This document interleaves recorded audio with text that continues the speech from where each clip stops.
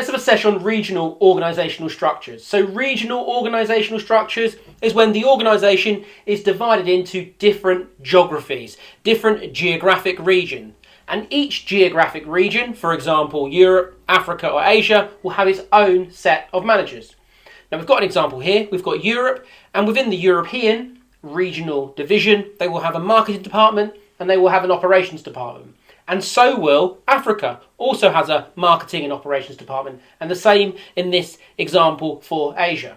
Now, the advantages of doing this and splitting up your organisation, your business this way, well, local adaptation. Local adaptation means you're able to tailor your strategies in terms of your marketing, in terms of your product design, for your operations, to meet the specific regional needs of that particular region, whether that's Europe, Africa or Asia. And therefore, you can adapt your product and your marketing to the cultural needs of that region and the market needs of that particular region, because they're likely to be faced with different situations. Now, secondly, this should theoretically improve customer satisfaction because you're tailoring it to the specific needs of that region. Could lead to improved sales and so forth. Additionally, it's streamlined. It's streamlined because each region has its own marketing and operations department. So it's streamlined, there is regional autonomy, faster decision making. Faster decision making likely means increased efficiency for that particular part of the business. Additionally, it's more flexible. The F word, much more flexible, easier to adapt, to change, because essentially it's decentralization in each of these regions with respect to their marketing and their operations. Now, on the disadvantages side, the cons, risk of regional silos. So risk of silos means there might be a lack of communication and coordination between each of those regions. Maybe Africa's not sharing their knowledge with Europe and not sharing their knowledge of Asia. You're part of the same organisation, so it should be happening. There's a risk of that, and that's clearly a problem.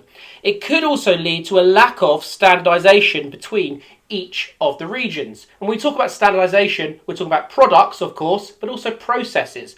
Maybe they do things differently, they make things differently in each of the regions.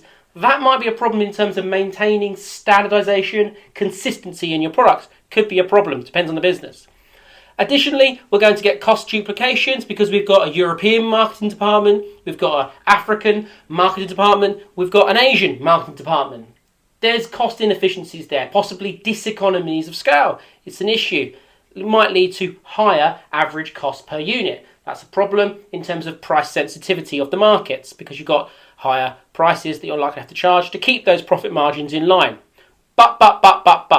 Well, the floors could be reduced because it's often the case that finance and human resources, HRM, often they are not decentralised, often they're centralised within a regional organisational structure. Now, many organisations do it differently. The extent will clearly differ dependent